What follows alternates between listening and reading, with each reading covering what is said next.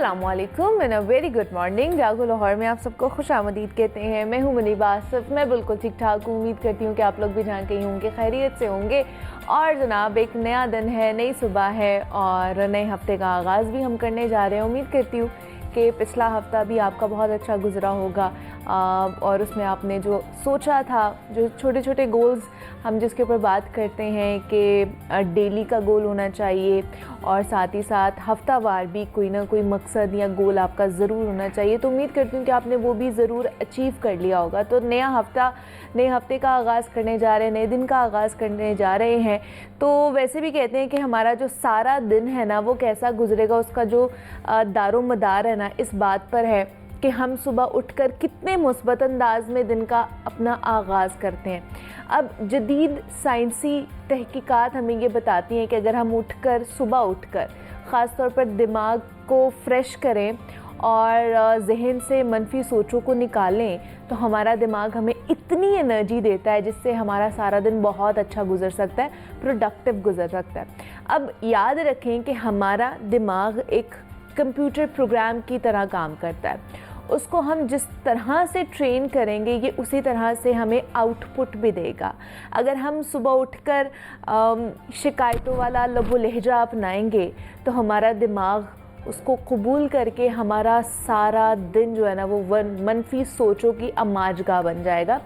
और ये वाकई होता भी है कि सुबह सुबह उठते ही अगर आपके दिमाग में बहुत सा हॉच पॉच चल रहा है या बहुत सा कोई पिछले दिन के मामला चल रहे हैं या कुछ दिन गुजरा है, ख़राब गुजरा है, तो उसकी अभी भी सोच आपकी है ना, तो सुबह उठते ही आपका वो मूड ख़राब होना शुरू हो जाता है। इसीलिए बेहतर है कि हम जब सुबह उठें तो एक मुस्कुराते हुए चेहरे के साथ उठें और मुस्कुराहट के साथ ख़ुद से बोले कि खुदा का शुक्र है कि जिसने हमें एक और दिन अता किया है। उसके बाद ये जो मोबाइल फ़ोन है ना, इसको तो आपने कतई तौर पर नहीं देखना है, क्योंकि ज़रूरत ही नहीं है इसको देखने की। इससे भी बहुत सी नेगेटिव चीज़ें जो है ना हमारे दिमाग में जाती हैं। अपने बिस्तर से उठना है, थोड़ी सी आपने स्ट्रेचिंग करनी है और अपने आप को तरोताज़ा करने की कोशिश करना है। नहा के मतलब मुंह हाथ धो के अच्छा सा नाश्ता करके अच्छे से कपड़े पहन के आप ख़ुद को ही देखिएगा कि बहुत ज़्यादा फ्रेश फील करेंगे और एनर्जेटिक फील करेंगे। ये एक आइडियल आगाज़ है किसी भी चीज़ के हवाले से या अपने दिन के हवाले से, क्योंकि रात भर सोने के बाद हमारा दिमाग ना हमें काफ़ी एनर्जी दे सकता है। बस जिसको दिमाग से ये एनर्जी हासिल करनी आ गई ना, वो फिर पीछे नहीं रहेगा। इन सब अच्छी आदत के बरक्स अगर हमें सुबह उठते ही अपने मोबाइल फ़ोन देखने में हम लग जाते हैं और ताख़ीर शुदा कामों की लिस्ट देखेंगे ना, तो कभी भी हम अच्छे तरीके से अपने दिन का स्टार्ट नहीं ले पाएंगे। तो कामयाबी का सबसे बड़ा राज है मुस्तकिल मिजाजी। और अगर हम मुस्तकिल मिजाजी के साथ अच्छी आदत को अपनाकर अपनी ज़िंदगी जिएंगे ना, तो कोई भी ताकत या कोई भी ऐसी चीज़ हमें आगे बढ़ने से नहीं रोक पाती है। लेकिन फ़र्स्ट ऑफ़ ऑल कि उस चीज़ के बारे में आपको ख़ुद भी इल्म होना चाहिए कि जो आप करने जा रहे हैं, आया वो आपके लिए है भी कि नहीं है। तो इसलिए ये दिन का आगाज़ हमें अच्छे तरीके से, हर दिन का आगाज़ हमें अच्छे तरीके से करना चाहिए, ताकि पूरा दिन जो है ना, वो इसके ऊपर डिपेंड करता है कि सुबह आप किस फ्रेश मूड के साथ या किस तरह के मूड के साथ अपनी सुबह का आगाज़ कर रहे हैं। हम तो है ही हैं कि आपकी सुबह का आगाज़ अच्छा करवाएं, बहुत से गेस्ट से आपकी मुलाकात कराएं, बहुत सी परेशानियाँ, प्रॉब्लम जो है ना, उनका सोल्यूशन आप तक पहुंच जाए। लेकिन आपको भी थोड़ी सी कोशिश करनी है कि सुबह सुबह उठते ही थोड़ा सा अच्छी मेडिटेशन करें, अपने आप को जो है ना बेहतर करने की कोशिश करें और मनफी सोचों से ना अपने आप को दूर रखें। हमारा भी यही मकसद है ताकि आप सेहतमंद ज़िंदगी गुजार सके। खैर, अभी आगे बढ़ते हैं अपने प्रोग्राम में। जनाब, जिस तरह मौसम के तेवर जो है ना वो चेंज हो रहे हैं ना, तो इसी तरह अब हमारे पहनावे भी चेंज होने चाहिए, ड्रेसिंग सेंस भी चेंज होनी चाहिए और मेकअप टेक्निक्स भी चेंज होनी चाहिए। बिकॉज़ जैसे जैसे ट्रांजिशन ऑफ वेदर होता है ना, उसी तरह हमारी चीज़ों में भी ट्रांजेक्शन आनी चाहिए कि सर्दियाँ अब जा रही हैं, थोड़ा सा खिला खिला सा, खूबसूरत सा, खुशगवार सा मौसम है, अब बाहर का मौसम है तो इसमें किस तरह के कपड़े हमने पहनने हैं। ठीक है, फूलों वाला मौसम है, बाहर का मौसम है, अब ये नहीं है कि आपने फूलों वाले कपड़े भी पहनना शुरू कर देने हैं, तो उसके हवाले से भी हमने आपको बताना है कि आपने कपड़े किस तरह के पहने, उसका स्टफ़ किस तरह का होना चाहिए, उसके ऊपर प्रिंट किस तरह का होना चाहिए, ताकि आपकी जो एलिगेंस है वो मज़ीद इन्हांस हो, ना कि मध्यम पड़े। उसके साथ साथ आपके मेकअप का भी बहुत एक इम्पॉर्टेंट रोल होता है, तो आज हम ये भी आपको बताएंगे कि आपने मेकअप किस तरह का करना है, क्योंकि आई नो कि बहुत सारे लोग आजकल शादियां अटेंड कर रहे हैं, तो जिनकी शादियां हैं वो तो चले मेकअप करवा लेते हैं जाके सैलून्स में, लेकिन जो नहीं जाना चाहते हैं सैलून में, जो खुद ही घर पे तैयार होना चाहते हैं, तो उनके लिए भी आज हम टिप्स एंड ट्रिक्स उन्हें बताएंगे कि वो किस तरह अच्छा मेकअप कर सकते हैं घर पे रह के। तो मेकअप के हवाले से हमें आज बताएंगी हमारा शहजादा हमारे साथ मौजूद है, मेकअप आर्टिस्ट है, स्टाइलिस्ट हैं, और उनसे बात करेंगे। हमारा आपको वेलकम करते हैं जागो लाहौर में। कैसी हैं आप? ठीक है, आप सुनाएं? मैं भी बिल्कुल ठीक ठाक। और उसके साथ साथ वार्डरोब के हवाले से, जो कि वार्डरोब कंसल्टेंट है, इमेज कंसल्टेंट है, पर्सनालिटी ग्रूमर है, हामिद सईद साहब ने हमें ज्वाइन किया। हामिद साहब आपको वेलकम कहते हैं जागो लाहौर में। कैसे हैं आप? जी अल्हम्दुलिल्लाह, thank you for having me on the show again. Thank you for coming. तो सबसे पहले तो हामिद साहब मुझे बताइए, जिस तरह मौसम के तेवर बदल रहे हैं, समझ नहीं आ रही कि गर्मियों वाले कपड़े पहने या सर्दियों वाले कपड़े पहने, तो इस कंफ्यूजन को दूर करें कि इस मौसम में हमें किस तरह के कपड़े पहनने हैं। देखिए, अगर तो आप प्रोफेशनल हैं तो I don't think really matters के बाहर वेदर कैसा है। अच्छा। क्योंकि जहाँ आप काम करते हैं वहाँ तो कंफर्टेबल एनवायरनमेंट होगा।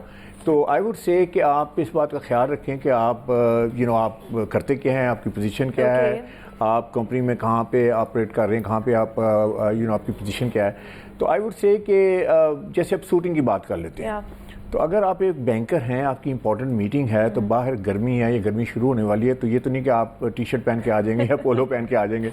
तो आई वुड से कि प्रोटोकॉल वही है। लेकिन आप कुछ ये कर सकते हैं कि देखें, जो फैब्रिक्स हैं, फैब्रिक्स को हम जो है ना वो चूज़ कर सकते हैं। जैसे सर्दियों के फैब्रिक्स हैं, जैसे कुछ लोग ज़रा वूली फैब्रिक पहनते हैं, ट्वीडी फैब्रिक पहनते हैं सर्दी से बचने के लिए, तो दैट मेक सेंस। तो जो ही आप आ जाते हैं, थोड़ा सा ट्रांजिशन में आ जाते हैं, जैसे आपने कहा बाहर का मौसम है, फूलों का मौसम है, लेकिन आपने खुद ही उसे क्वालिफाई कर दिया कि ये नहीं कि आप फूल वाली टाइप पहन के आ जाएं और आप हम रिप्रेजेंट कर रहे हैं फूलों का मौसम। एग्जैक्टली बाहर का मौसम। तो आई वुड से कि आपने जो है वो अपना, देखिए dressing is a marketing tool. आप याद रखिए कि आपने ड्रेसिंग के साथ जो आपने मैसेज देने हैं, दे आर वेरी इंपॉर्टेंट। कि आप मैसेज दे रहे हैं कि आप कामयाब हैं, कि आप मैसेज दे रहे हैं कि आप बड़े कॉन्फिडेंट हैं, कि आप मैसेज दे रहे हैं कि आप बड़े ट्रस्टवर्दी और क्रेडिबल हैं। तो अगर आप नहीं दे रहे तो इसका मतलब यह है कि आपने अपने ड्रेस को जो है वो प्रॉपर्ली इसको यूज़ नहीं किया। तो आई वुड से कि अपनी पोजीशन का और अपने प्रोफेशन का खास तौर पर ख्याल रखें। खास तौर पर ख्याल रखा करें कि आप किस पोजीशनिंग पे हैं और उसको रिप्रेजेंट भी आप कर रहे होते हैं। आप अपनी पर्सनालिटी के साथ साथ आप उस पोजीशन को भी रिप्रेजेंट कर रहे होते हैं कि आया आप उस पोजीशन के हकदार हैं भी है कि नहीं, डिजर्विंग है भी कि नहीं। तो हमारा से जानते हैं, हमारा मौसम चेंज हो रहा है, क्या करें, पसीना भी आ रहा है और हल्की हल्की सर्दी भी है, लेकिन गर्मी भी है, तो ये इस मौसम में समझ नहीं आ रही है मेकअप किस तरह का करना है। फाउंडेशन सही बिठानी है, उसको अच्छे तरीके से हमने एडजस्ट भी करना है, तो मेकअप इस मौसम में किस तरह का होना चाहिए? अच्छा, सबसे पहले आ जाती है स्किन में प्रेपरेशन। अच्छा। ठीक है, अगर आप स्किन की प्रेपरेशन अच्छे तरीके से कर रहे हैं तो फिर वेदर कोई भी है, आपका जो मेकअप है वो सेटल रहता है और फ्लॉलेस लगता है। ठीक है, आपने स्किन को प्रेपरेशन करने के लिए सबसे पहले होता है मॉइस्चराइजर। क्या आप अब देखें वेदर चेंज हो रहा है, आप कहेंगे हम मॉइस्चराइजर यूज कर रहे हैं तो जो हमारी स्किन है वो ऑयली होगी। आप अपनी स्किन के अकॉर्डिंग मॉइस्चराइजर यूज करेंगे, लाइक वाटर बेस्ड आप मॉइस्चराइजर यूज करें। इसी तरह अगर आप मिस्ट यूज करते हैं वो भी आप अपनी स्किन के अकॉर्डिंग लें, अगर आपकी कॉम्बिनेशन स्किन है तो वो लें। उसके बाद आ जाता है प्राइमर। प्राइमर जो है उसमें भी बहुत ज़्यादा आपकी स्किन के अकॉर्डिंग ऑयल बेस्ड आप यूज़ करेंगे ड्राई स्किन पे, और जो मतलब कि ऑयली स्किन है, जेल बेस्ड है, वाटर बेस्ड है, वो आप ऑयली स्किन पे यूज़ करेंगे। स्किन केयर अगर आप प्रॉपर करते हैं तभी आपका जो मेकअप है वो फ्लॉलेस नज़र आता है। अब क्या कुछ लोग ये करते हैं कि मेकअप करवाने आ जाते हैं लेकिन उन्होंने फेशियल ही नहीं करवाया होता। अब अगर आपने फेशियल ही नहीं करवाया हुआ, आपकी स्किन की सारी डस्ट जो है वो आपके फेस के ऊपर है, उसके ऊपर जब फाउंडेशन लगेगी तो वो थोड़ी देर के बाद ग्रे हो जाएगी, ऑक्सीडाइज हो जाएगी। चाहे कितनी भी अच्छी आप फाउंडेशन लगा लें, लेकिन जब तक आपकी स्किन प्रेप नहीं है मेकअप अच्छा नहीं लगेगा। तो मोस्ट इम्पोर्टेंट जो है फर्स्ट स्टेप ही है मेकअप का, कि आपकी स्किन जो है वो प्रॉपर मतलब प्रेप होनी चाहिए। स्किन केयर आपकी अच्छी होनी चाहिए। स्किन केयर अच्छी होनी चाहिए। ठीक है। अच्छा, ये तो आ गया, लेकिन हाँ, हम देखते हैं कि अब आजकल बहुत सारी लड़कियों के मुंह पे ना फेशियल हेयर्स भी है। राइट। तो उसकी वजह से अब आपको पता है कि हमारा मेकअप बहुत उभरा उभरा सा लगता है, बिल्कुल हमारी ग्लास स्किन नहीं लगती है ना, वो हाँ अब्सॉर्ब अच्छे तरीके से नहीं होता। हाँ, उसके लिए क्या कर करना सकते चाहिए? हैं, रेजर यूज कर सकते हैं। और अगर आपकी स्किन सेंसिटिव है, आप पॉलिशर नहीं यूज कर सकते, ब्लीच, तो आप रेजर यूज कर सकते हैं। अच्छा, ठीक है, फॉर द टाइम, उस टाइम के लिए। अदरवाइज आप लेजर वगैरह भी करा सकते हैं, लेकिन लेजर भी डिपेंड करता है कि आपके पहले टेस्ट हों, हार्मोन्स वगैरह आपके बैलेंस हैं, तो ही लेजर भी जो है वो वर्क करता है। अदरवाइज लेजर के बाद भी इतने इफेक्टिव रिजल्ट मैंने नहीं देखे। अच्छा। अभी तक मेरे पास 80% क्लाइंट आके ये कहते हैं इतने सेशन ले लिए, अभी भी वैसे ही हेयर हैं। हाँ, तो बिकॉज हार्मोनल प्रॉब्लम्स भी होती हैं, अगर आप उसी को अगर एड्रेस नहीं करेंगे या उसको पहले ट्रीट नहीं करेंगे तो आपके ये प्रॉब्लम्स भी नहीं जाएंगे। तो हमें साहब अगर मुझे बताइए कि अच्छी ड्रेसिंग हमने करनी है, तो उसके लिए 5 ऐसी टिप्स या 5 ऐसी बातों का ख्याल हमने, कौन कौन सी ऐसी चीज़ें जिनका हमने रखना है अगर हमने खुद को अच्छा ड्रेसअप करना है? तो देखिए, मेरा 5 पीस ऑफ ड्रेसिंग का जो फॉर्मूला है, उसको अगर आप आई ऑलवेज से दैट कि अगर आप उसको अंडरस्टैंड कर लें, उसको कॉम्प्रीहेंड कर लें, इंटरनलाइज कर लें, and if you implement it you will never make any dressing mistake in your life. So that's a very big claim. तो 5 वो कौन सी चीज़ें हैं? सबसे पहली चीज़ है पिगमेंटेशन। Pigmentation means colour. आपका कलर क्या है, आपका आई कलर क्या है, हेयर कलर क्या है, स्किन टोन क्या है। तो आपने अगर कलर की वायलेशन कर दी, यानी वो कलर पहन लिया जो आपकी स्किन टोन पे अच्छा नहीं लगता, देखिए अगर फितरत के साथ साथ चलेंगे तो आप बेनिफिट उठाएंगे। अल्लाह ताला ने हर स्किन टोन का बंदा बनाया, हर आई कलर, हेयर कलर का, तो आपने उसको फॉलो करना है। अगर वो फॉलो करेंगे तो you will greatly benefit from it. आप अच्छे लगेंगे। अच्छे लगने का मतलब क्या है? अच्छे लगने का मतलब ये है कि जब आप राइट कलर पहनते हैं आपकी स्किन ग्लो करती है। टॉकिंग अबाउट स्किन, मेकअप के बगैर फॉर मैन स्किन ग्लो करती है, दैट्स द फॉर्मूला देयर। और उसके साथ साथ आपकी आईज जो है मोर वाइब्रेंट लगती हैं, आप बड़े लगते हैं, बड़े एनर्जेटिक लगती हैं। अगर आपने रॉन्ग कलर पहना हुआ है, ये आपको भी पता है कि you know when you wear wrong colour, तो क्या होता है कि आप लेथार्जिक लगते हैं, आप लेजी लगते हैं, आप टायर्ड लगते हैं। अब इमेजिन करें कि बड़ी इंपॉर्टेंट मीटिंग है, उसमें आपने जाना है और उस दिन आप कलर रॉन्ग पहना हुआ है। वैसे तो आपने फुल स्लीप लिया है, you are very you know rested in all this, लेकिन आप कलर की वजह से आप लेथार्जिक, लेजी और टायर्ड लगते हैं।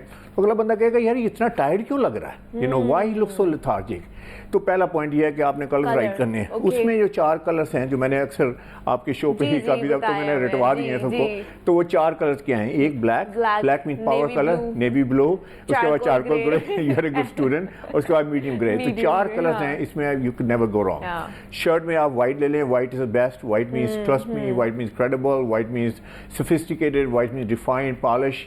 आप अगर हिजाब करती हैं तो आप वाइट हिजाब ले सकती हैं, आप दुपट्टा ले सकती हैं, तो वाइट शर्ट है, दैट्स योर बेस्ट बैच। इसके अलावा जो है सेकंड जो उसका पी है वो है फिजिक। लोग पूछते हैं कि मुझे फैशन फॉलो करना चाहिए या मुझे कुछ और चीज़ फॉलो करनी चाहिए। तो मैं कहूँगा fashion definitely is very important. I am fashioning guy, I went to फैपाइटी in New York.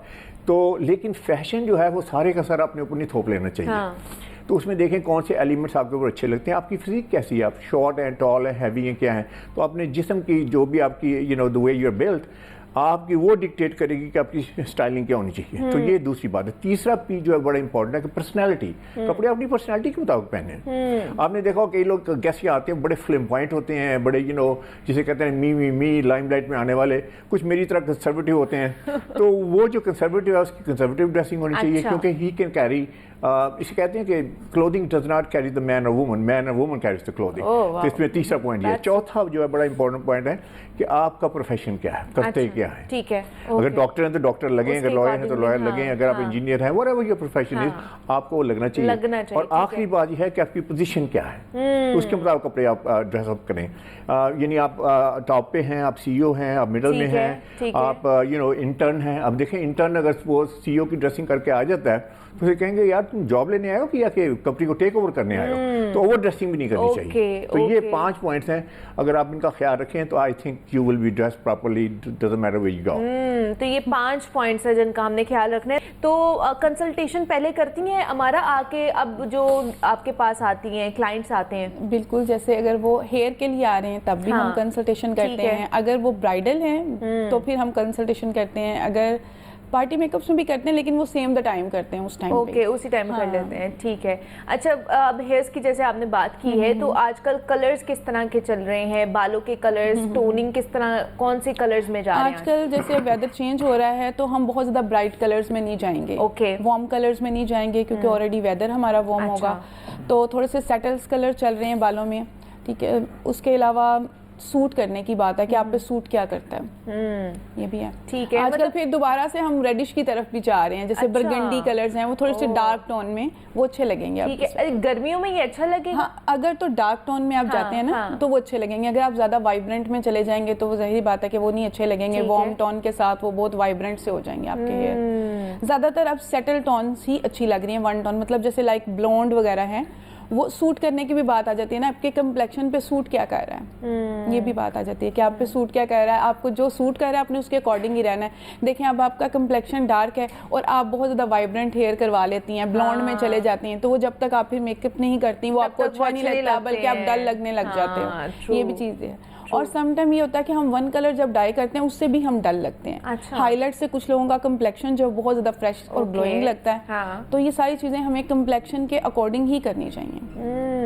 अच्छा, ये हेयर डाई सिर्फ खवातीन नहीं करती, आपको पता है मर्द हजरात भी कर रहे होते हैं। बिल्कुल ऐसे तो ही है। बहुत से ऐसे मर्द हजरात हैं जो कि अपने बालों को भी हल्का फुल्का ब्लॉन्ड करा लेते हैं या अपने कलर से थोड़ा सा अलग ही कलर ले जाते हैं, जो खासतौर पे ये जो 30s में होते हैं उसमें होते हैं। वो बाद वाले तो कलर हर कोई लगाता है, मैं पहले वाली बात करी हूँ। तो उसमें क्या मर्दों को भी अपने कॉम्प्लेक्शन के हिसाब से देख के करना चाहिए, जो ब्लॉन्ड करा लेते हैं या पता नहीं किस तरह के बाल करा लेते हैं? जब इनके ग्रे हेयर आ जाते हैं ना, तो ये क्या करते हैं कि बहुत ज़्यादा ब्लैक कर देते हैं सैलून्स वाले इनके बाल।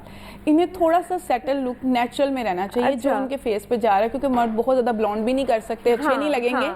ठीक है, डिपेंड करता है आपके फेस कम्प्लेक्शन पे। वही बात होती है आप पर्सनैलिटी के साथ जा रहा है या नहीं। देखें, अब आपका कम्प्लेक्शन उतना फाइन नहीं है और आपने ब्लॉन्ड बाल करवा लिए हैं, तो वो आप अच्छे नहीं लगेंगे और मर्द मेकअप भी नहीं कर सकते। इसके ऊपर मैं आपका जरूर लेना चाहूंगी, क्या कहेंगे? मेरे पास ना क्लाइंट्स, अभी कल की बात है, क्लाइंट आए थे फादर एंड सन। अच्छा। तो काफी कंसल्टेशन की बात की, तो उसमें काफी होता है कि भाई आप बताएं अपने बारे में सारा कुछ पूछ पाछ के। तो उसके बाद मुझे कहते हैं जरा खामोशी से और खरगोशी के करते हुए, हम सब मुझे ये जो मुझे कलर करना चाहिए कि नहीं करना चाहिए। तो मेरा उसमें पॉइंट ऑफ व्यू देखें जी। अच्छा, इन्होंने ग्रे हेयर की बात की, तो ये आपका डिसीजन है कि आपने ग्रे रखने हैं या आप नहीं रखने। लेकिन एक काम ना करें, किसी दिन ग्रे हो जाए, किसी दिन ब्लैक हो जाए, तो 10 रुपया लगेंगे। I would say कि don't do that। अगर आपने करना है तो उन्होंने मुझसे पूछा कि अच्छा बताइए हम सब मैं कैसा लग रहा हूँ, मुझे करना चाहिए नहीं करना चाहिए। मैंने कहा पहली बात तो ये है कि I am not the decision maker, best decision maker is your spouse. अगर वो कहती हैं कर ले तो कर ले, नहीं कहती तो ना करें। लेकिन एनीवे मैंने कहा इंतहाई डिस्टिंग्विश लग रहे हैं। कुछ ऐसी पर्सनैलिटीज होती हैं, यकीन करें कि वो ग्रेज में दे लुक एब्सोल्युटली ग्रेसफुल लगते हैं, खूबसूरत लगते हैं। वो जो ब्लैक एंड पेपर और वो पेपर ब्लैक एंड व्हाइट वाली पेपर लुक भी बड़ी अच्छी है। लेकिन अगर ऑल व्हाइट भी हो जाए तो आई थिंक दैट्स ग्रेट। तो इसमें मेरी टिप तो सिर्फ यही है, करना है तो करें, नहीं करना तो बिल्कुल ना करें। कभी ये नहीं कि एक दिन कर लिया, एक वीक कर लिया, नहीं, तो फिर आप उसको मेंटेन रखें। वो आपकी पर्सनालिटी के साथ सूट नहीं करता है। अभी हमारे पास रिसेंटली एक लड़की आई, उसने केराटिन करवाया। आप बिलीव करें उसके सारे हेयर ग्रे थे। मतलब उसने कभी कलर नहीं किया था और अभी वो अनमैरिड थी। उसने जब केराटिन करवा के बैठी हुई थी, उसे बहुत से क्लाइंट्स ने पूछा आपने कलर कहाँ से करवाया? तो वो कहती मैंने कलर तो नहीं कराई, मेरा अपना कलर है। वही बात है कि सूट करने की बात है कि उसको उसके जो ग्रे हेयर आए थे वो भी ऐसे लग रहा था जैसे उसने ऐश वाइट हाईलाइट्स ली हैं। तो बस बाल नीट लगने चाहिए। तो आपका अगर कलर बालों का कोई भी है वो भी अच्छा लगता है। अगर आपने बालों को अच्छे से मेंटेन किया हुआ है, आयरन ब्लो ड्राई जब हम हल्का सा कर लेते हैं तो बालों का अपना कलर भी फ्रेश लगने लग जाता है। जब आप उसे मेंटेन नहीं करते कलर करवाने के बाद भी, तो वो जाहिर बात है आपकी पर्सनैलिटी अच्छी नहीं लगती, रफ लुक लगती है। मैं ये कहूँगा कि देखिए बाल जो है ना, अक्सर लोग मुझसे पूछते हैं कि हमें इमेज कंसल्टेंट, तो वो बालों के बारे में पूछते हैं, ग्लासेस के बारे में पूछते हैं। बल्कि एक साहब ने तो मुझे कहा कि वो एयर कंडीशन खरीद रहा हूँ मैं, कौन से कलर का एयर कंडीशन घर में लगाऊँ।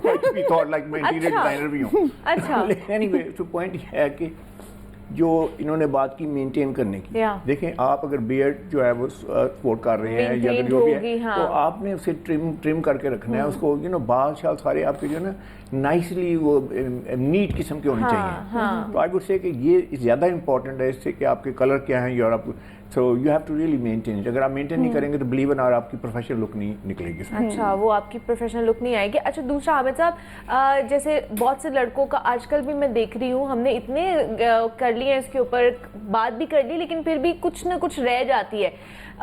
किसी ने रेड पेंट कोट पहनना होता है, किसी ने blue, dark blue pant coat पहनना होता है, स्काई ब्लू, ठीक है, किसी ने पता नहीं अजीबो गरीब किस्म के कलर्स जो है ना वो आजकल लड़कों ने पहनते हैं, और सॉक्स पहने होते हैं, कभी कोई कार्टून बना हुआ है, कभी कोई कलरफुल रंग बिरंगी सतरंगी बने हुए होते हैं वो, तो उनके लिए क्या कहेंगे? वो पर्सनालिटी किस तरह डिस्टॉर्ट कर देती है आपकी? Actually it completely distort your personality.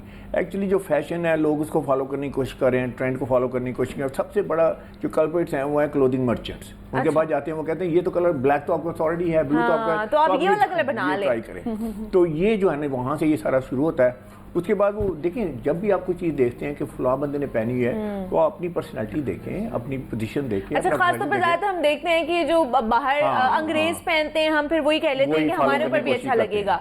तो आई वुड से कि देखिए ना, टू पीस सूट है, तो अगर आप इसे लाइटर कलर में पहनेंगे, किसी भी लाइटर कलर में, अनलेस को लिनन का है और आप गर्मियों में पहन रहे हैं, जैसे होता है ना लाइट बेज किस्म का, या लिनन तो हमेशा इन्हीं कलर में आती है, तो दैट लुक्स फैंटास्टिक। लेकिन अगर हमें लाइट कलर पहनना है, जैसे व्हाइट पहनना है या ऑफ व्हाइट पहनना है, तो फिर आपका यार्ड होनी चाहिए ना, उसमें जाए ना, या अगर शादी करनी है तो फिर आप जाएं बीच पे शादी करें।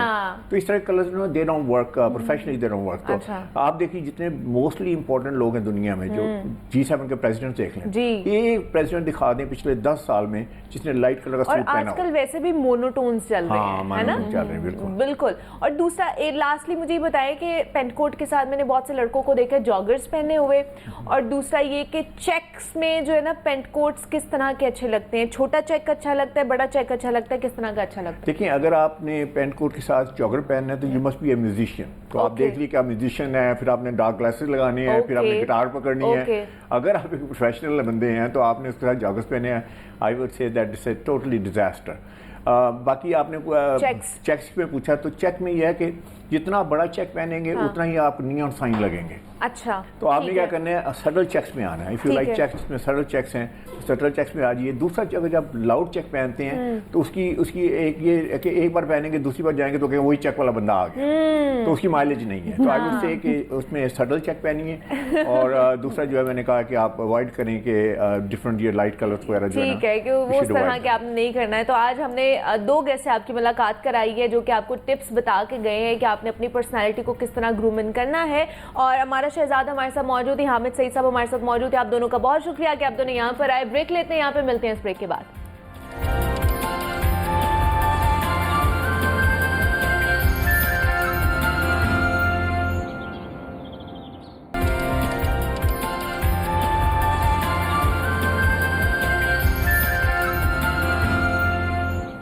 वेलकम बैक टू जागो लाहौर। जनाब, अब कुछ बात कर लेते हैं खाने पीने के हवाले से, और कि हमारे जो महकमा है, फूड अथॉरिटी का डिपार्टमेंट है एक पूरा, वो क्या काम कर रहा है। ख़ास तौर पर आपको पता है कि शहर लाहौर में बहुत सी ऐसी चीज़ें हैं जिनमें मिलावट की जाती है। अभी ब्रेक पर जाने से पहले जिस तरह आप हेडलाइंस में भी सुन रहे थे कि मुर्दार जानवर का गोश्त, ख़ासतौर पर मुर्गियों का गोश्त जो है ना वो तल्फ़ किया गया है, और बड़े पैमाने पर ये जो गोश्त था ये सप्लाई किया जा रहा था। इसके अलावा हम देखते हैं कि जो दूध है उसका भी मामला समझ से बाहर है कि जनाब मिलावट वाला दूध शहर लाहौर में सप्लाई किया जा रहा होता है, और वही दूध हमारे घरों में आ रहा होता है, और जब हम उसे पीते हैं तो बहुत सी बीमारियों का भी शिकार हो रहे हैं।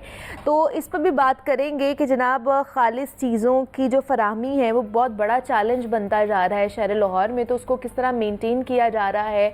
जो फूड अथॉरिटी है वो किस तरह इन लोगों को पकड़ रही है, माफियाज को ख़त्म करने की कोशिश कर रही है, और ये जो मिलावट वाली अशिया है है और इसका खात्मा किस तरह होगा। और रिसेंटली एक और वाक़या पेश आया शहर लाहौर में कि शादी की इवेंट था, वहाँ पर 300 से ज़ायद लोगों ने जो खाना खाया और उसके बाद वो हॉस्पिटल्स पहुंच गए, मुख्तलिफ़ हस्पतालों में एडमिट हुए। बहुत से लोगों की जो हालत थी वो तशवीशनाक भी थी। उसके बाद उस मार्की को, उस शादी हॉल को इंतज़ामिया की तरफ से सील भी किया गया, लेकिन फिर कुछ वीडियोज़ हमारे सामने ऐसी आई सोशल मीडिया के थ्रू कि कुछ ही घंटों के बाद उसको दोबारा से ओपन कर लिया गया और दोबारा से वहाँ पर एक और फंक्शन किया जा रहा था।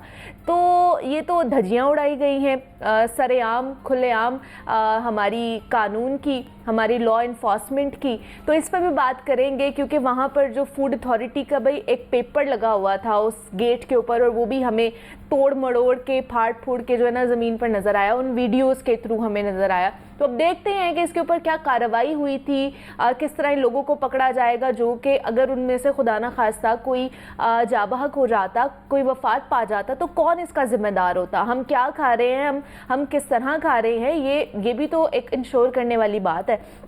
तो इस पर बात करते हैं। आसिम जावेद साहब हमारे साथ स्टूडियोज़ में मौजूद हैं, डीजी फूड अथॉरिटी है, उनसे आपकी मुलाकात कराते हैं। आसिम साहब आपको वेलकम कहते हैं जागो लाहौर में, कैसे हैं आप? ठीक है जी अल्हम्दुलिल्लाह मैं ठीक मैम। आसिम साहब बहुत से सवालात हैं आज हमारे पास आपके लिए कि ये जो मामला चल रहा है शहर लाहौर में, चले ठीक है, एक तो दुकानों पे चीज़ें पहुंच रही हैं, आपने अभी जैसे हेडलाइंस में भी हम सुन रहे थे कि मुर्गियों का जो गोश्त था वो पकड़ा गया आप लोगों की तरफ से, उसको तल्फ किया गया कि मुर्दार जानवर था और उसको सप्लाई किया जा रहा था, ये भी ठीक है, दूध भी तल्फ किया जाता है। अब ये जो मामला आया है कि 300 से ज़ायद लोग जो है हॉस्पिटल पहुंच गए थे उस ख़ास तौर पर इवेंट से खाना खाने के बाद, और उसके बाद जो वायलेशन की गई है कि खुलेआम खिलाफवर्जी की गई, 3-4 घंटे के बाद वो दोबारा से ओपन हुआ है और वहाँ पे फंक्शन चल रहा था, तो क्या कहेंगे इसके ऊपर आप? देखिए मैडम, पहले तो मैं ये अर्ज़ करना चाहूँगा कि मिलावट के ऊपर हमारी जो है वो ज़ीरो टॉलरेंस की पॉलिसी है। अच्छा। बेशक वो दूध है, वो गोश्त है, वो बेवरेजेस हैं, वो वाटर है, वो कोई भी फूड आइटम है, अगर वहाँ पे मिलावट वाले इश्यूज़ हैं तो हम उसके ऊपर जो है वो FIR देते हैं, मैक्सिमम एक्शन लेते हैं। जहाँ तक ये शादी हाल वाला वाक़या है, ये वाक़या ही अफसोसनाक वाक़या है। पंजाब फूड अथॉरिटी को जैसे ही इसके बारे में इल्म हुआ इस तरह से कि ये हमने जो इब्तदाई तहकीकात की उसके मुताबिक जो फूड उनको सर्व किया गया, स्पेशली जो मीट उनको सर्व किया गया था मटन, उसमें कोई इशू था जिसकी वजह से जो है ना तकरीबन रिपोर्ट्स में 200 के करीब आया, लेकिन जब हमने हॉस्पिटल्स में जाके देखा तो 50 से 60 लोग जो मौजूद थे। Even then it's a big number. और फिर हमने उसके ऊपर एक तो FIR तो क्या किया। वो गोश्त मुजरे सेहत था या मुर्दार जानवर का था, क्या था वो गोश्त? देखिए वो इनफैक्ट उस वक्त तक कंज्यूम हो चुका था। पंजाब फूड अथॉरिटी की टीम जब उनके किचन में गई तो गोश्त या बाकी जो गोश्त है वो मौजूद नहीं था, क्योंकि आपको तो शादी पे एक तो ये ट्रेंड होता है कि जल्दी जल्दी खाना देना और लोग ज़्यादा भी खाना खाते हैं, ओवर ईटिंग भी शादी के ऊपर की जाती है। तो इस सब के बावजूद जो है वहाँ पे फूड की कोई आइटम्स जो है मौजूद नहीं थी, किचन में मौजूद नहीं थी। हमने जो इब्तदाई तहकीकात की उसके बाद हमने एक तो FIR जो वो शादी हाल के ओनर थे उनके ऊपर करवाई, और उसके अलावा वहाँ पे हमने एमरजेंसी उसको सील किया जिसे हम EPO कहते हैं। तो वो EPO बेसिकली ये होता है कि हम EPO का मतलब एक एमरजेंसी जो है ना प्रोहिबिशन ऑर्डर हम उसको कहते हैं कि हमने वक्ती तौर पर उसको सील किया, जब अगर वो अपनी कंप्लायंसेस को कर लेते हैं तो हम उसको लिफ्ट कर देते हैं। जहाँ तक आपका ये क्वेश्चन तो है क्या कि EPO सिर्फ 2-3 घंटे के लिए था सील होना, या वो कब तक था सील होना? वो EPO तकरीबन 3-4 दिन जो है वो रहा है। जो आप फरमा रही हैं कि उस EPO की वायलेशन हुई है, उन्होंने जो फूड अथॉरिटी के लगाए हुए वो जो है वो रिबन, रेड कलर का आपका रिबन होता है ना, वो वही मैं बात कर रही हूँ कि हमने देखा है वो वीडियोस में रिबन जो है वो फटा हुआ था, वो जमीन पे गिरा हुआ था, वो कैमरामैन ने पूरा उठा के दिखाया भी, ये सारी सर्कुलेट हो रही थी सोशल मीडिया पे। वो काइंडली मेरे से जरूर शेयर कीजिएगा, हम उसके ऊपर जो है ना वो अलहदा से इंक्वायरी कराएंगे। मैं एक बात बताना जरूरी समझता हूँ कि क्योंकि इस वक्त शादियों का सीजन है, तो शादियों के ऊपर हमारी जो है वो टीम्स जितने भी बड़े शादी के हॉल होते हैं वहाँ पर मौजूद होती हैं, इंस्पेक्शंस करते हैं। लेकिन बाज़ औक़ात ऐसा होता है कि आपने देखा होगा कि बाज़ औक़ात शादी हालों में लिखा हुआ होता है कि ये खाना जो है वो हॉल वाले सर्व नहीं कर रहे, ये खाना कोई और जो है ना वो सर्व कर रहा है, ठीक है। तो समटाइम्स ऐसा होता है कि वो जो जिनका फंक्शन होता है वही खाना कहीं से बनवा के लेके आ रहे होते हैं, जिसका फूड अथॉरिटी को अदरवाइज नहीं पता होता कि इन्होंने खाना कहाँ से बनवाया। तो ये बाज़ औक़ात ऐसा हो जाता है। लेकिन इन एनी केस शादी हाल्स के ऊपर हमारी जो है वो स्ट्रिक्ट विजिलेंस भी जारी है, क्योंकि अभी जो रमज़ान तक के कोई 10-12 दिन रहते हैं, तब तक तो शादियाँ होंगी, तब तक जो है वो। अच्छा चले जी, अब जी बात आ जाती है हमारे शहर लाहौर में। एक तो गोश्त के हवाले से हमने बात करनी है कि जो गोश्त पकड़ा जा रहा है, फिर लाहौर में दूध भी बहुत बड़ी मिकदार में पकड़ा जाता है जो कि मिलावट वाला होता है, उसको तल्फ भी किया जाता है। तो क्या कहेंगे? हर दफ़ा मैं एक ही सवाल आपसे करती हूँ कि हमें ऐसी कोई बताएं मैकेनिज़्म या ऐसी कोई दुकान बताएं जहाँ से हमें पता हो कि खालिस दूध मिलता है लाहौर शहर में। देखिए, दो चीज़ें बड़ी अहम हैं। एक तो ज़ाहिर है कि दूध की बहुत ज़्यादा कंजम्पशन है, उसके अलावा गोश्त स्पेशली चिकन मीट जो है उसकी बहुत ज़्यादा कंजम्पशन होती है। देखिए, ये पंजाब फूड अथॉरिटी ने CM साहबा की हिदायत के मुताबिक पिछले साल अप्रैल के महीने में हमने मीट सेफ्टी यूनिट बनाया था। हमारी 3 मीट सेफ्टी की टीम्स हैं जो लाहौर में मुतहरिक रहती हैं, जो मेजर मार्केट्स हैं वहाँ पे काम कर रही होती हैं। अब देखें, ये इशू ये है कि ट्रांसपोर्टेशन के दौरान बहुत सा मीट जो है, बहुत सा चिकन बर्ड जो है उसकी डेथ हो जाती है, एक चीज़। दूसरा ये होता है कि जो हमारे पोल्ट्री फार्म्स होते हैं, बाज़ औक़ात पोल्ट्री फार्म में जब बर्ड की रेजिंग हो रही होती है तो उस दौरान में कुछ बीमारियां जो है वो उसके ऊपर आ जाती हैं। लेकिन हमारा पोल्ट्री फार्म्स जो है उस तक हमारा लॉ नहीं है। हमारा लॉ उस वक्त से शुरू होता है कि जब उसने पोल्ट्री फार्म से बाहर आना है, उसका इंटेंडेड पर्पस जो है वो फूड है, तब हमारा लॉ जो है वो शुरू होगा। तो उससे पहले वो जो है लाइव स्टॉक डिपार्टमेंट का है। तो हम उसके बाद जितनी भी चिकन बर्ड्स को लेके आने वाली गाड़ियाँ होती हैं, हमारे नाकों के ऊपर वो चेक होती हैं, और दूध की भी इसी तरीके से हम चेकिंग करते हैं। तो लेकिन इसके अलावा टोलिंटन मार्केट में रोज़ाना हमारी टीम्स मौजूद होती हैं कि जो इस तरह की अगर बीमार मुर्गी आ गई है, लागिर मुर्गी आ गई है, वो इंसानी कंजम्पशन के लिए, सेहत के लिए अच्छी नहीं है, तो हम वहाँ से उसको तलफ करते हैं। हम उसको तलफ करके अपनी निगरानी में उसको तलफ करके उसको फिर जो है वो LWMC की जो साइट है उसमें डंप करते हैं, ताकि वो किसी भी तरीके से जो है वो नहीं हो सके। एक चीज़ मैं पहले भी अर्ज़ करता हूँ, मैं आपके प्रोग्राम की तवज्जो से दोबारा भी अर्ज़ करूँगा कि जब भी आप चिकन मीट लेने के लिए जाएं तो गोश्त अपने सामने करवाएं। वो बर्ड जो है उसका कम से कम जो वज़न है वो 1.5 किलो से ज़्यादा होना चाहिए। और उसको आप देख सकते हैं, जब आप अपने सामने देखेंगे कि ये बर्ड ठीक है, तो इसकी आंखों से पानी नहीं बह रहा, इसके मुंह से पानी नहीं बह रहा, और इसके टांगे जो हैं वो सलामत हैं, वो टेढ़ी नहीं है, तो उसके जिस्म के ऊपर किसी जख्म का निशान नहीं है। तो ये 4-5 ऐसी चीज़ें जो आप उसके जो है वो देख सकते हैं, सामने उसकी अपीयरेंस से देख सकते हैं। और फिर जब आप अपने सामने गोश्त करवाएं, और जितना आपको गोश्त चाहिए उतना ही करवाएं, ठीक है। और उसके बाद जब आप लेके जाएंगे तो वो गोश्त जो है अच्छा ही होगा, वो आपकी सेहत के लिए अच्छा होगा। तो उसके हवाले से भी काम चल रहा है, जो हमारी फूड अथॉरिटी है वो काम कर रही है। तो हमारे साथ आसिम जावेद साहब मौजूद है, DG फूड अथॉरिटी हैं। आसिम साहब, बहुत शुक्रिया आपके वक्त का कि आप यहाँ पर आए और हमने बात की कि किस तरह ये सारे मामला चल रहे हैं। और जनाब, ख़वातीन के हवाले से कुछ हमने बात करनी है, बल्कि इसमें ख़वातीन और मर्द दोनों ही आ जाते हैं, क्योंकि अब दोनों ही बहुत ज़्यादा कॉन्शियस होते हैं अपने स्किन को लेकर, अपने चेहरे को लेकर, अपने बालों को लेकर कि जनाब हमने ऐसी चीज़ों का इंतखाब करना है, वो चाहे स्किन से रिलेटेड कोई क्रीम वगैरह हो जाए, या स्किन केयर के हवाले से हो जाए, या मेकअप के हवाले से हो जाए, जो हमें मज़ीद हमारी स्किन को इन्हांस करें या खूबसूरत बनाएं। लेकिन उसमें एक और पार्ट आता है कि आप अपनी ग़िज़ा भी सही ले रहे हैं कि नहीं ले रहे, आप वो वाले सारे मल्टीविटामिन्स, न्यूट्रिएंट्स ले भी रहे हैं जो आपको इंटरनली, जो आपकी स्किन को बेहतर करे। तो आज हम उसके ऊपर बात करने जा रहे हैं कि हमें कौन कौन सी, किस तरह की ग़िज़ा खानी चाहिए और फूड्स इनटेक करने चाहिए जो कि हमारे स्किन के लिए बहुत अच्छे हैं, जो हमारे बालों के लिए बहुत अच्छे हैं। तो इस पर बात करने के लिए ज़ुनैरा हमारे साथ मौजूद हैं, जो कि क्लिनिकल न्यूट्रिशनिस्ट एंड डाइटिशियन है। तो उनसे आपकी मुलाकात कराते हैं। ज़ुनैरा, आपको वेलकम कहते हैं जागो लाहौर में। कैसी हैं आप? ठीक है, मैं भी बिल्कुल ठीक ठाक। ज़ुनैरा, माशाल्लाह आप खुद भी आपकी स्किन बड़ी अच्छी है माशाल्लाह, आपके बाल भी बड़े प्यारे हैं। तो आज हमने आपसे यही जानना है कि जो आप डाइट खाती हैं ना, जो अपनी स्किन और बालों के लिए, वही हमें आपने बताना, ताकि हमारे भी लंबे घने बाल और खूबसूरत बाल हो जाए और स्किन अच्छी हो जाए। ठीक है। अच्छा, सबसे पहले हम स्टार्ट करते हैं मुनीबा कि जब स्किन और बालों की बात आती है तो हम जो बहुत ज़्यादा पॉइंट इग्नोर करते हैं वो ये कि हाइड्रेशन।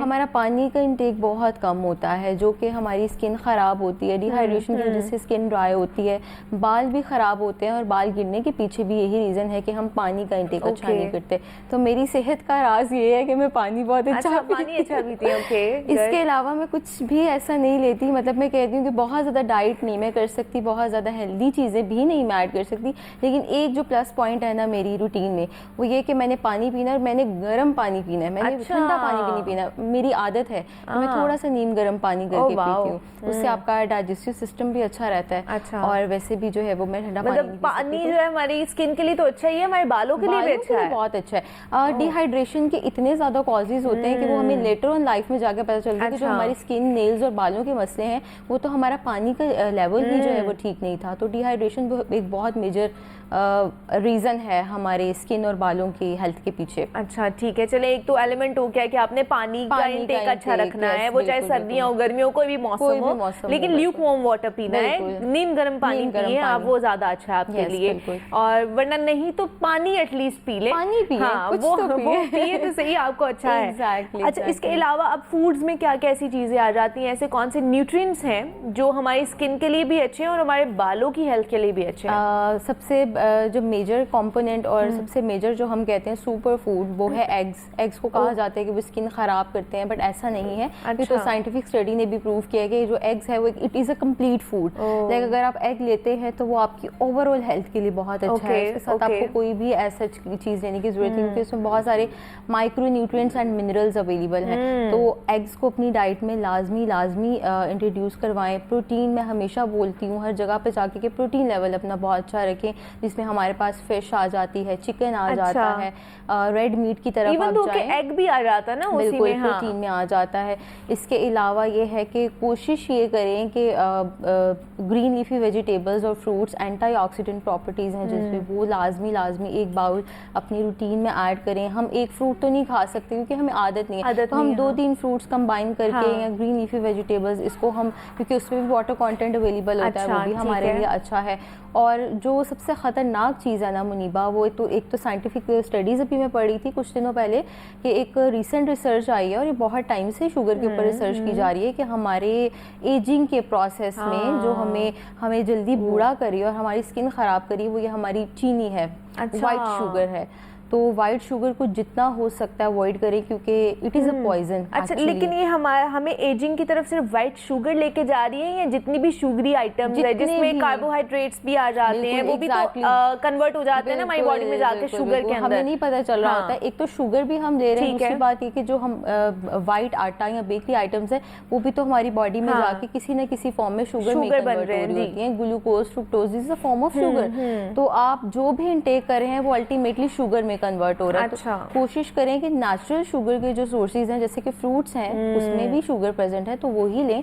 आप ये जो बाजारी खाने हैं या अल्ट्रा प्रोसेस्ड फूड या फास्ट फूड है, बेसिकली ये हमारी हेल्थ को जो है ना वो ख़राब कर रहा है। अच्छा। क्योंकि हमारा लाइफस्टाइल सेडेंटरी और हम इजी टू गो चीज़ों की तरफ जाते हैं कि रेडीमेड हमें आइटम्स मिल जाए तो हम ले लें, लेकिन वो किस कदर हमारी हेल्थ ख़राब कर रही है ये हमें नहीं पता। हमारी गट हेल्थ, आप स्किन की बात करिए तो हमारी गट हेल्थ जब तक अच्छी नहीं होती हमारी स्किन अच्छी नहीं होती। अच्छा। हमारा अगर डाइजेस्टिव सिस्टम प्रॉपर वर्क नहीं करता, अगर आपका खाने का हाजमा या निज़ाम हजम ठीक नहीं है तो वो भी अफेक्ट अल्टीमेटली आपकी स्किन के ऊपर आएंगे। हाँ, ये कहते हैं, मैंने ये कहते हुए भी सुना है कि जो आपके चेहरे की रंगत होती है, जो कलर होता है ना, वो बताता है कि आपके मैदे की सेहत कैसी है। बिल्कुल। तो आपकी gut health is a major issue, और गट का बहुत सारे लोगों को मसला है आजकल, बहुत सारा।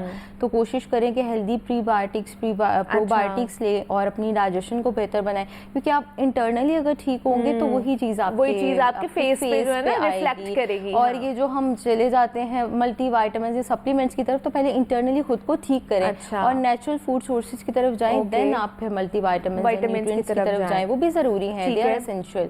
लेकिन पहले अपनी हेल्थ को आप बेहतर करने की कोशिश करें। अच्छा, अब इसमें मैंने बहुत सी ऐसी खवातीन को भी देखा है, लड़कियों को भी देखा है कि जिनका अच्छा कॉम्प्लेक्शन होता है लेकिन उसके ऊपर पिगमेंटेशन बहुत जल्दी आ जाती है या छाइयाँ बहुत जल्दी आ जाती हैं, अर्ली एज में ही आना शुरू हो जाती है, तो उसके लिए क्या कर सकती हैं, किस तरह के फूड्स वो ले सकती हैं कि जिसकी वजह से उनकी छाइयाँ या पिगमेंटेशन, हाइपर पिगमेंटेशन कम होना शुरू हो जाए? पहले तो हम इसके कॉज की तरफ आएंगे कि कॉज क्या है। स्ट्रेस सबसे बड़ा कॉज है। इसके अलावा हम जो ये लेटेस्ट ट्रीटमेंट्स वो करवा लेते हैं, हम इंटरनली तो अपने ऊपर काम नहीं करते लेकिन एक्सटर्नली हम ट्रीटमेंट्स करवा लेते हैं। तो जब आप इंटरनली ठीक नहीं है तो कोई भी आप ट्रीटमेंट लें, वो और खासतौर पर जिस तरह मैं पढ़ी थी कि ये जो छाइयाँ होती हैं ये एनीमिक लोगों को होती हैं, जिनमें खून की कमी होती है, आयरन की डेफिशिएंसी होती है, उसकी वजह से भी आपको हो रहा है। कोई भी माइक्रो न्यूट्रिएंट डेफिशिएंसीज भी हो सकती हैं, जैसे कि जिंक की डेफिशिएंसी है, विटामिन डी की, कैल्शियम की डेफिशिएंसी है। तो ये छोटी छोटी डेफिशिएंसीज को पहले तो आपने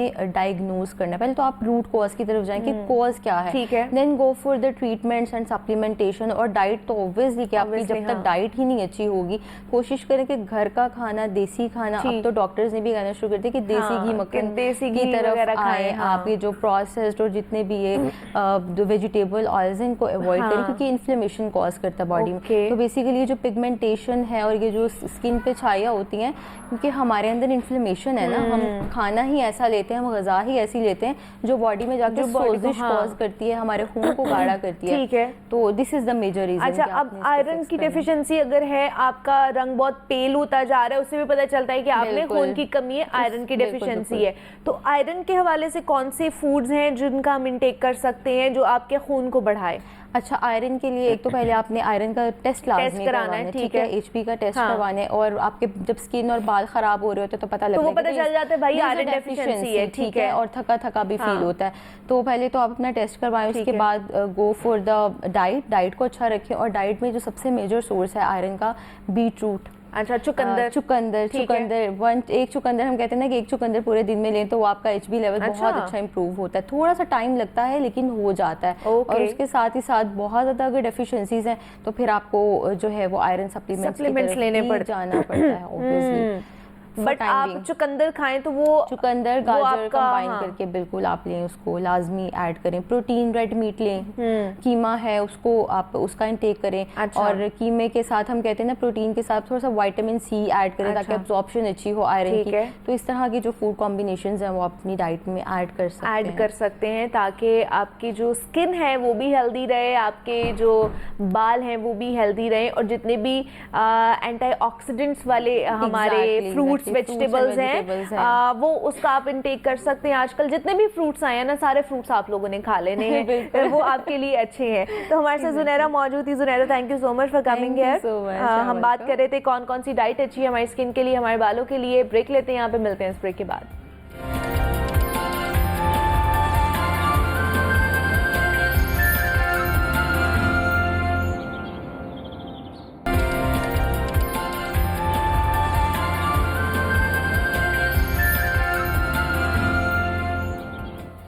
वेलकम बैक टू जागो लाहौर। जनाब, आज से कुछ ही दिनों के बाद जो है ना रमज़ान का आगाज़ हो जाएगा। तो रमज़ान से पहले कुछ हुकूमत की तरफ से भी तैयारियां की जाती हैं, हमारी तरफ से तो अपनी तैयारियां होती हैं। तो ज़िला इंतज़ामिया की तरफ से ये तैयारियां की गई हैं। पहले होता था कि रमज़ान आता था तो लोगों को रिलीफ़ पहुँचाया जाता था, और रिलीफ़ इन अ सेंस के जितने भी रमज़ान बाज़ार लगाए जाते थे वो सबके लिए लगाए जाते थे, ताकि वहाँ पर जब ख़रीदारी के लिए हम जाएं तो हमें सब्सिडाइज अशिया मिले, कम रेट पे जो है ना हमें वहाँ पर अशिया मिलती थी।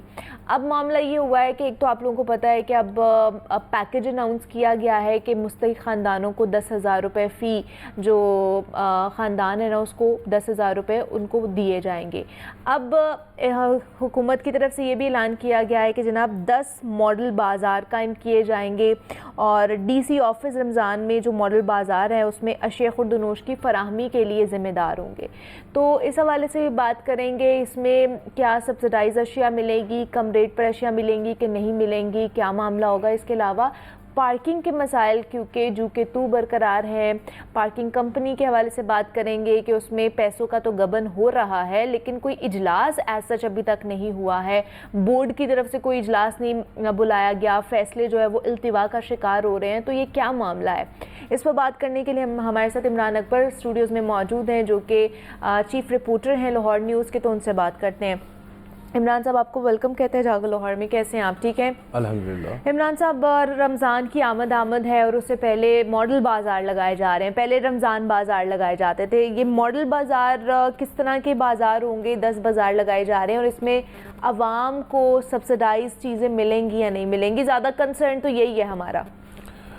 देखिए मुनीबा से पिछले प्रोग्राम में आप के हम बैठे तो बड़ा ज़बरदस्त था कि जी, हाँ जी, कैश दिया जाएगा, कैश दिया जाएगा। हाँ, बड़ी ज़बरदस्त बात है जी। 10,000 जो है वो कैश दिया जाएगा और घर में जाएगा, फी खानदान को मिलेगा। हाँ, इज्जत का जो है वो ख्याल रखा जाएगा, लोग जो हैं वो लाइनों में नहीं लगेंगे, उनको परेशानी का सामना नहीं करना पड़ेगा। मगर इंतहाई अफसोस से कहना पड़ रहा है कि एक तहसील में सिर्फ एक बाज़ार, 10 बाज़ार। अच्छा, यानी कि एक बंदे का घर जो है वो घोड़ेशाह है तो वो चाइना स्कीम जाएगा शाहबाग में, वो इतना पेट्रोल लगा कर जब सब्जी और दालें लेने जाएगा तो बड़े अफसोस की बात है। ये कम से कम पिछले से पिछले साल 31-32 बाजार थे, ये 40 से 45 लगने चाहिए थे। अब लाहौर शहर बड़ा हो गया है, इसकी डिमांड है। हाँ जी, इसकी डिमांड है। देखिए अब तो ट्रेंड चलता है, अब ये नहीं देखा जाता कि पढ़ कौन रहा है। हाँ। हालांकि हमारी तो इब्तदाई इकरा से शुरू हुई है। हाँ तो जी। हम तो पढ़ाई की तरफ जा ही नहीं रहे। कौन सा हमें ये आजकल मेलों ठेलों पर जो है वो कोई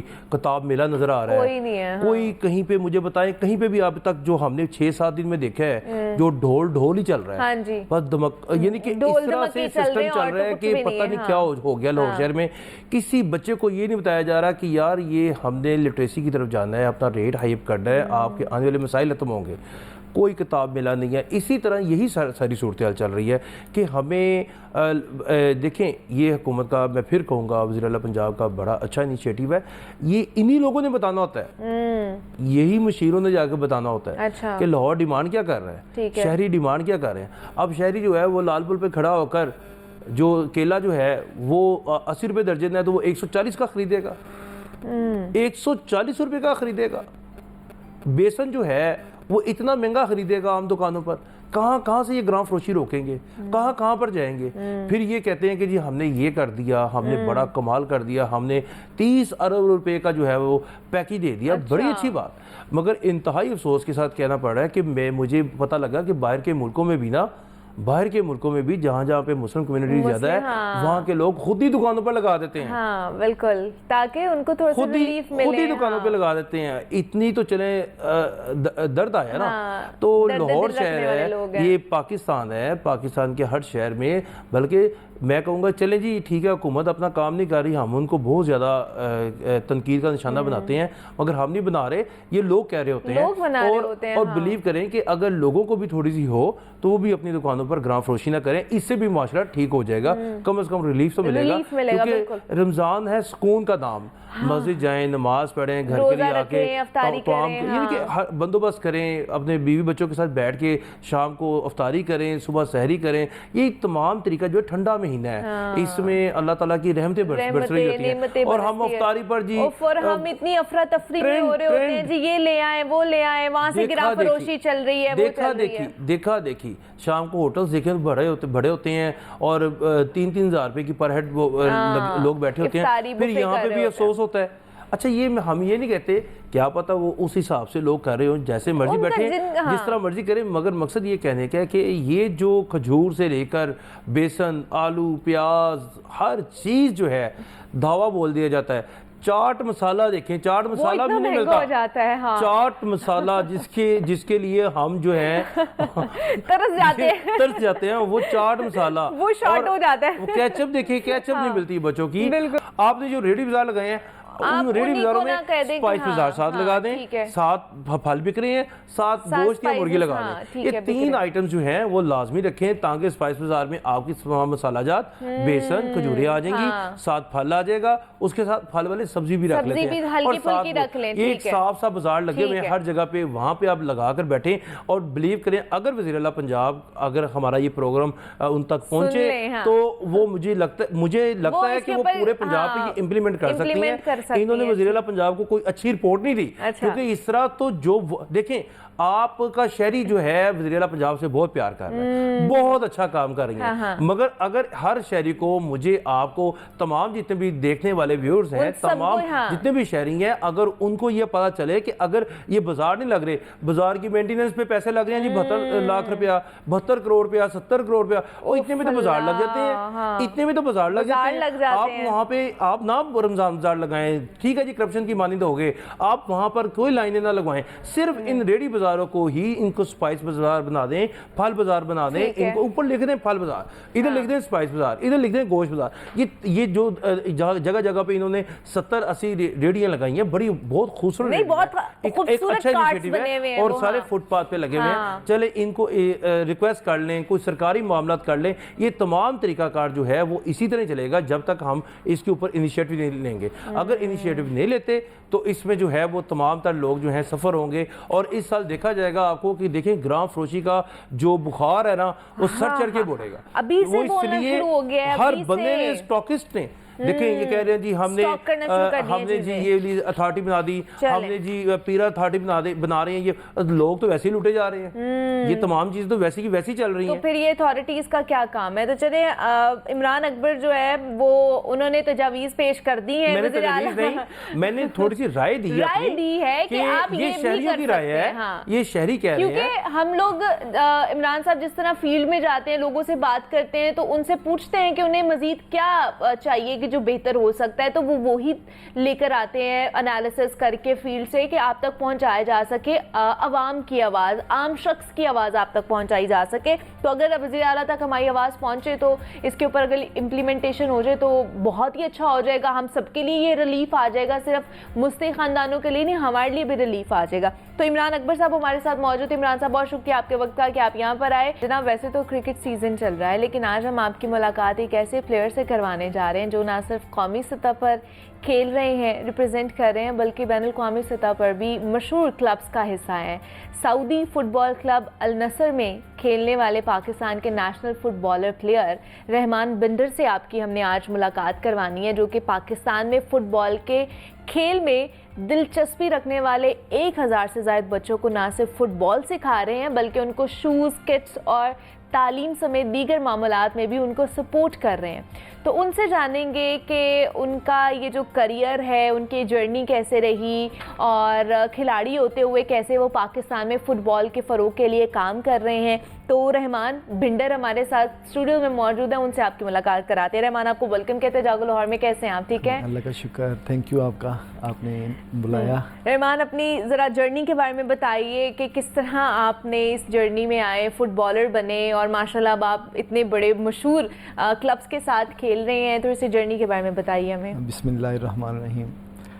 मेरा तल्लक एक स्पोर्ट्स घराने से है। अच्छा, माशाल्लाह। जर्नी यहाँ से स्टार्ट हुई कि मैं अपने चाचू के साथ ट्रेनिंग कर रहा था, मेरे चाचू भी प्लेयर थे, तो मेरे बॉल लगा इधर ना, तो मैं बेहोश हो गया, बचपन था, 8वीं क्लास थी। ओके, तो मैंने कहा चलो ठीक है, जो लगना था अब लग गया, अब यही खेलना। हाँ, क्या बात है। यानी फिर वहाँ से स्टार्ट किया अल्हम्दुलिल्लाह यार। अब जो वारद की सिमें हैं, पहला मेरा कॉन्ट्रैक्ट उनसे हुआ था, तो मैंने अपनी स्टडी भी गेम बेस पे की।